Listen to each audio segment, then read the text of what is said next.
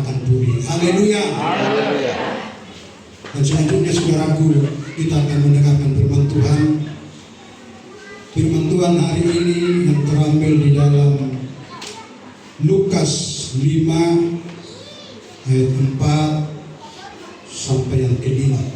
Firman ini sudah sangat sering kita dengarkan yang disampaikan oleh hamba-hamba Tuhan, dan hari ini kembali datang kepada kita untuk mengingatkan kita kembali. Lukas 5 ayat 4 sampai yang ke-5. Perikopnya ini penjala ikan menjadi penjala manusia. Kita akan sama-sama membaca firman Tuhan 2 ayat. Jika sudah ditemukan, katakan amin. Kita akan baca hitungan ketiga. 1, 2, 3. Setelah selesai berbicara, ia berkata kepada Simon, bertolaklah ke tempat yang dalam dan tebarkanlah jalamu untuk menangkap ikan. Simon menjawab, Guru, telah sepanjang malam kami bekerja keras dan kami tidak mendapat apa-apa. Tetapi karena itu aku akan menyebarkan jala juga. Puji Tuhan. Nah, saudara-saudaraku, di sini perlu kita garis bawahi adalah ayat yang ke-5, di mana dikatakan Simon menjawab, Guru, telah sepanjang malam kami bekerja keras dan kami tidak menangkap apa-apa. Tetapi karena Engkau menyuruhnya, aku akan menebarkan jala juga. Nah, saudara-saudara yang dikasih Tuhan, hal ini sering dialami oleh manusia, bahkan dialami oleh anak-anak Tuhan, orang-orang percaya. Ada kalanya saudaraku, hidup kita tidak mujur. Ada kalanya saudara-saudaraku, hidup kita apes. Ada kalanya saudara-saudaraku, hidup kita tidak mendapat apa-apa. Yang walaupun saudaraku, kita sudah berusaha, kita sudah bekerja, tapi kita tidak mendapat apa-apa. Sama halnya dengan murid-murid Tuhan Yesus, Simon Petrus dengan teman-temannya.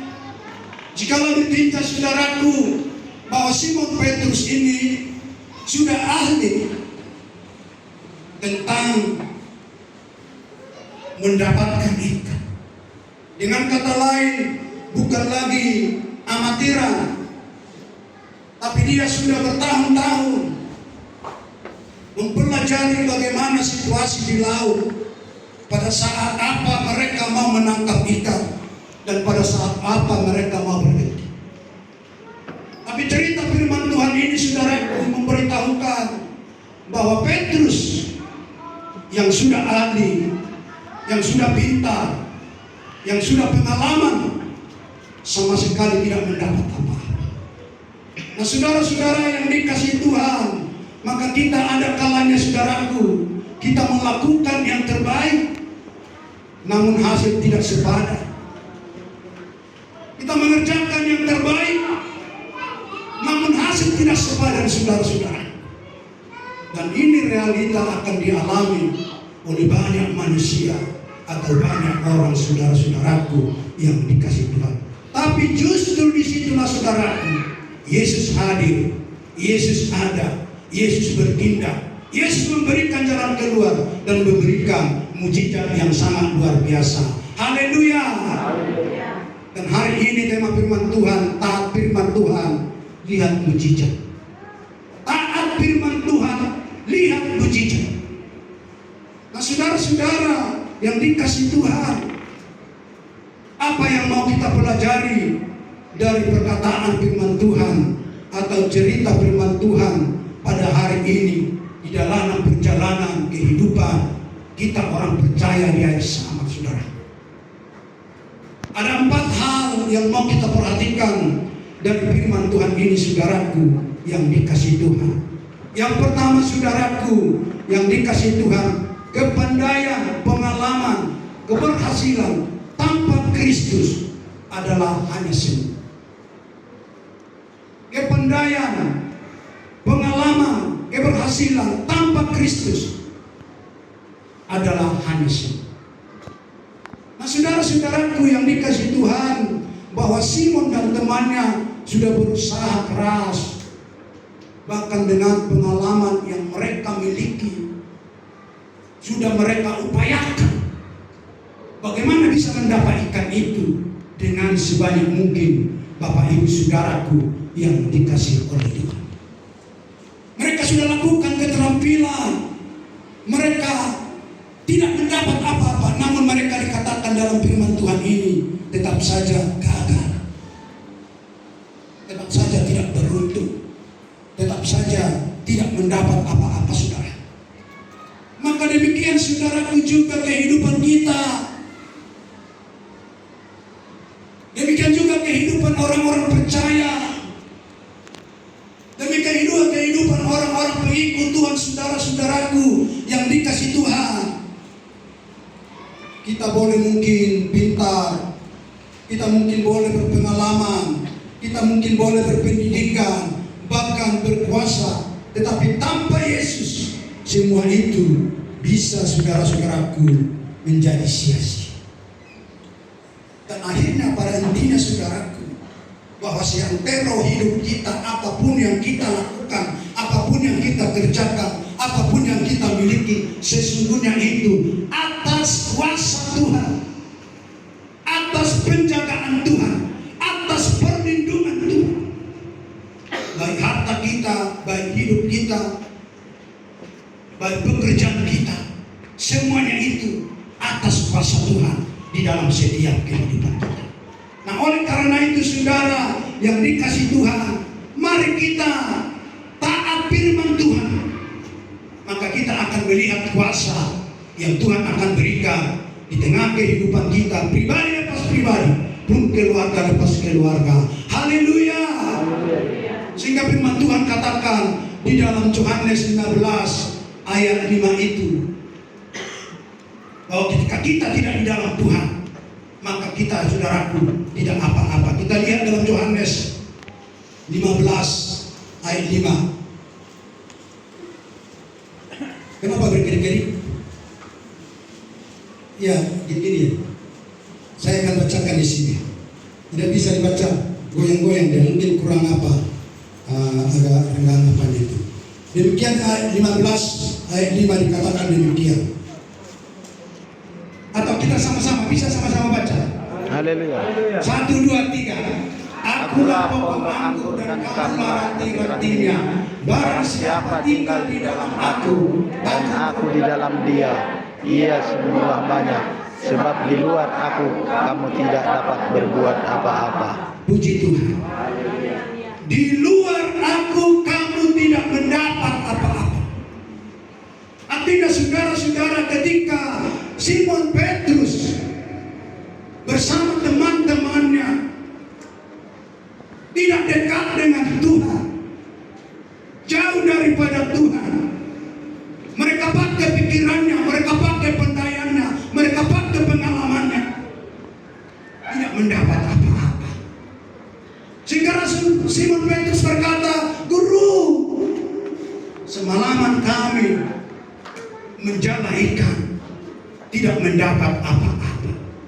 Namun ada satu hal yang mau kita pegang, bahwa Simon Petrus, saudaraku, taat kepada firman. Karena engkau menuruhnya, aku pun akan melancarkan jalaku." Lalu apa kita lihat mujizatnya, saudaraku? Bahwa Simon Petrus dicatat dalam firman ini, bahwa jala mereka penuh. Firman Tuhan berkata, saudaraku, hampir koyak. Artinya, saudaraku, melimpah kasih Tuhan, melimpah kuasa Tuhan, melimpah berkat Tuhan. Ketika saudara, ketika saya adalah taat kepada Tuhan dan dekat kepada Tuhan, maka kelimpahan berkat sukacita, damai sejahtera akan Tuhan berikan setiap kehidupan kita. Puji Tuhan. Nah, saudara-saudaraku yang dikasihi oleh Tuhan, hari ini mari kita taat firman Tuhan supaya saudara dan saya ada melihat mujizat Tuhan nyata dalam setiap kehidupan kita. Amin, saudaraku. Saya percaya, saudaraku, saya akan ulang-ulang cerita ini tentang orang rumah. Dan saya lihat, saudaraku, bahwa kuasa Tuhanlah yang dapat menolong dia. Bahwa kuasa Tuhanlah yang dapat menguatkan dia. Bahwa kuasa Tuhanlah yang dapat memberikan dia kekuatan, kemampuan. Sehingga kalau dokter menceritakan, saudaraku, bahwa di dalam paru-paru sudah banyak air, itulah yang membuat dia mengap. Lalu ketika banyak air di paru-paru akan tidak bisa dikerjakan oleh ginjal, maka jantung pun akan lemah. Dan ini saudara-saudara yang terjadi sama orang rumah. Tapi saya percaya ketika kita taat dan kami taat kepada firman Tuhan, maka mujizat penyembuhan akan terjadi di antara bagi orang rumah. Haleluya. Nah, hal yang kedua, saudara yang dikasih Tuhan, taat firman Tuhan, lihat mujizat bahwa Kristus memakai sarana manusia. Yesus memakai sarana manusia. Dalam firman ini bisa saja Yesus berkata, ikan-ikan meloncatlah ke darat, meloncatlah ke perahu Simon dan teman-temannya. Bisa saja Tuhan Yesus. Sebab tiada yang tak mungkin bagi Tuhan, sebab tiada yang mustahil bagi Tuhan. Semua bisa diperintahkan Tuhan. Kalau Tuhan berkata gunung berpindah, maka itu berpindah. Dengan kata lain bahwa Tuhan kita itu yang berotoritas, yang berdaulat, yang memegang kuasa langit, bumi dan segala isinya. Tapi kenapa saudara-saudaraku Tuhan harus memakai sarana manusia? Supaya apa, saudaraku? Supaya kemuliaan Allah itu dinyatakan bagi setiap manusia. Supaya manusia itu menyadari bahwa tanpa Tuhan itu, bahwa sesungguhnya saudara dan saya, kita tidak mendapat atau tidak apa-apa sesungguhnya, saudara. Ketika Tuhan, saudaraku, memakai perahu atau sarana daripada manusia itu, saudara-saudaraku yang dikasih Tuhan, bahwa dia memakai perahu, juga memakai jala, dan juga memakai tangan manusia. Artinya, saudara-saudaraku, Tuhan bekerja melalui yang kita punya. Jadi Tuhan itu bekerja melalui apa yang saudara punya, apa yang dimiliki umatnya. Maka Tuhan, saudaraku, memberikan mujizat yang luar biasa. Salah satu contoh supaya mujizat terjadi dalam hidup kita, Tuhan berikan tangan. Lalu Tuhan katakan bagi kita supaya kita rajin tangan untuk bekerja. Maka di sanalah mujizat terjadi bagi setiap kehidupan kita. Haleluya. Tuhan berikan mujizat bagi kita, dan Tuhan berikan kita mulut untuk menyembah Allah, untuk memuliakan Tuhan, untuk memberkati. Maka di sanalah ada mujizat Tuhan kerjakan bagi setiap orang. Ketika kita berbicara dengan berkat, maka seseorang itu akan diberkati Tuhan dengan suatu luar biasa. Nah, saudara-saudara yang dikasihi oleh Tuhan, bahwa Tuhan itu, saudaraku, memberikan atau memakai manusia, sarana manusia, saudaraku, untuk menyatakan kuasa Allah di dalam setiap kehidupan kita, saudara-saudaraku. Bahwa dia memakai pekerjaan kita, bahwa Tuhan memakai usaha kita, bahwa Tuhan menyatakan, saudaraku, kemuliaannya. Jadi apapun yang kita usahakan, apapun yang kita kerjakan, Tuhan akan pakai itu untuk memuliakan dia. Maka firman Tuhan katakan, muliakanlah Allah, muliakanlah Tuhan dengan hartamu. Artinya, saudaraku yang dikasih Tuhan, harta yang Tuhan berikan bagi saudara dan saya, berkat yang Tuhan berikan bagi kita untuk kemuliaan Tuhan, layak kita berikan, saudaraku. Layak kita berikan untuk memuliakan nama Tuhan. Sehingga kita sadar dan kita mengerti kalau itu kita punya, kalau itu diberikan Tuhan adalah untuk memuliakan dan mengagungkan nama Bapa di sorga. Puji Tuhan. Nah saudara-saudaraku yang ketiga, yang dikasih oleh Tuhan, taat firman Tuhan, lihat mujizat adalah ketaatan membuka jalan untuk mujizat. Dan ketika taat saudaraku yang dikasih Tuhan, maka akan menjadi mujizat. Maka kita lihat Petrus bisa saja menolak perintah Yesus. Tapi Petrus itu taat. Bisa saja dia berkata, "Guru, kau tak anak tukang kayu. Tahu apa kau tentang laut? Tahu apa kau tentang menjala ikan?" Bisa saja Petrus berkata demikian. Tapi kita lihat saudaraku, Petrus tidak demikian. Dia taat sungguh-sungguh kepada perintah Yesus itu. Sekalipun dia sadar, dia tahu bahwa Yesus bukan penjala ikan, bahwa Yesus adalah tukang anak kayu. Tapi Petrus saudaraku adalah tidak menolak perintah Yesus. Ia bisa berkata saudaraku tadi itu, tetapi Yesus saudaraku, bahwa Petrus itu saudaraku lebih tahu saudaraku dan lebih percaya. Tapi Petrus lebih memilih untuk taat. Dan sehingga dia katakan tadi, karena engkau yang menyuruhku, maka aku pun akan melakukan.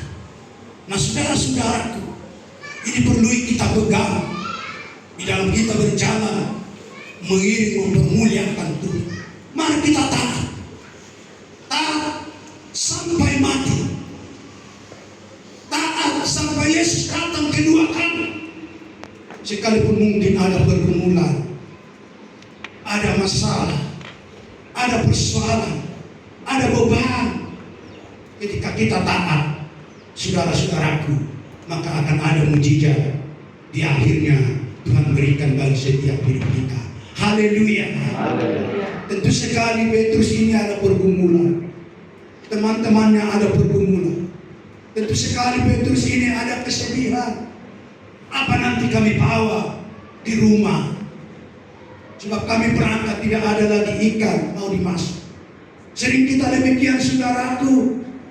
Bagaimana ini, bagaimana itu. Tetapi ketika kita taat akan firman Allah, akan perintah Tuhan, maka disitulah mujizat itu akan dinyatakan Tuhan secara luar biasa di dalam setiap kehidupan kita. Dan ketaatan itulah untuk mendatangkan mujizat. Seringkali saudaraku kita tidak melihat hasil. Karena apa saudara-saudaraku? Karena kita tidak taat mungkin kepada perintah Tuhan. Sering kita abaikan perintah Tuhan itu. Sering kita tinggalkan saudaraku perintah Tuhan itu. Maka oleh karena itu kita lebih mengandalkan mungkin logika kita, mengandalkan pengalaman kita, mungkin lebih mengandalkan perasaan kita. Atau mungkin saudara-saudaraku kita mengandalkan pengalaman-pengalaman kita. Padahal Tuhan menunggu ketaatan kita. Kalau hari Jumat kita dengarkan firman Tuhan, Tuhan mengetuk. Tuhan tidak menendang pintu, tapi dia mengetuk. Itu menunjukkan bahwa Tuhan taat kepada kita. Siapapun kita, apapun kita lakukan, kerjakan setiap hari, bahwa kasih Tuhan itu ada tetap taat bagi saudara dan bagi saya. Puji Tuhan. Kadang-kadang kita tinggalkan, tapi Tuhan selalu mengetuk. Kapan anak saya ini? Kapan umat ini? Kapan tebusan darah saya ini? Membukakan hatiku bagi dia, supaya aku hadir di dalam rumahnya, rumah hatinya, rumah tangganya. Selalu Tuhan ketuk. Tapi sering kita tidak sadar saudaraku, bahwa Tuhan selalu mengetuk untuk kita buka pintu rohani kita. Padahal kalau kita buka pintu rohani kita saudaraku, bukan kerugian. Mungkin kalau ke rumah orang kita pergi, mungkin kerugian. Dia akan suguhkan air, dia akan suguhkan kopi atau makanan yang lain. Tapi ketika kita membuka hati rohani kita, di sana Tuhan hadir. Maka mujizat yang luar biasa akan Tuhan berikan bagi setiap kehidupan kita. Sebab yang memiliki itu, yang mempunyai itu hanya satu pribadi, yaitu Yesus Kristus yang berkuasa, yang berdaulat, yang memiliki. Selain daripada Dia tidak ada memiliki, saudaraku yang dikasih Tuhan. Dan oleh karena itulah kita sangat mementingkan, sangat memerlukan kehadiran Yesus di dalam setiap kehidupan kita. Ketika Tuhan mengetok hati saudara, hati kita, apakah itu lewat firman Tuhan, apakah lewat nasihat orang, mari kita buka saudara-saudara, supaya Tuhan leluasa bekerja di dalam setiap hidup kita. Ketika pintu hati kita tertutup, saudaraku, maka itu artinya bahwa saudara dan saya, bahwa kita sedang membatasi berkat Tuhan, kemurahan Tuhan, kasih Tuhan di dalam setiap kehidupan kita.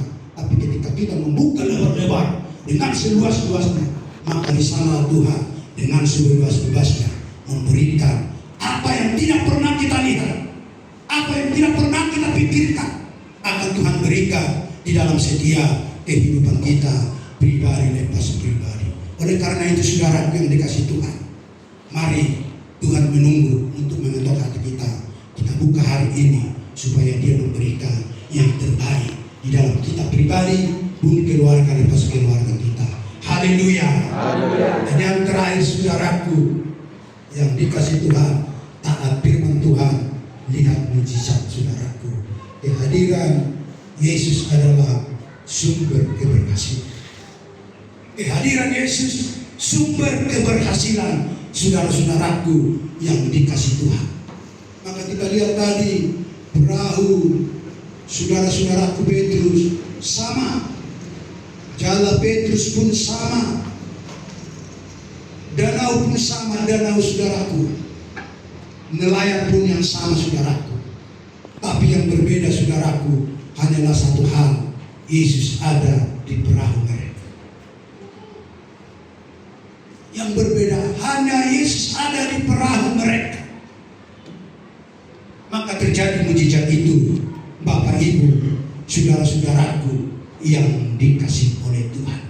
Yesus yang ada di dalam perahu mereka, saudara-saudaraku yang dikasih oleh Tuhan. Nah, kehadiran Yesus ini mengubah kegagalan menjadi keberhasilan, mengubah kegagalan menjadi keberhasilan. Maka ketika Yesus ada di tengah-tengah rumah tangga kita, maka kegagalan kita akan diubah menjadi keberhasilan. Haleluya.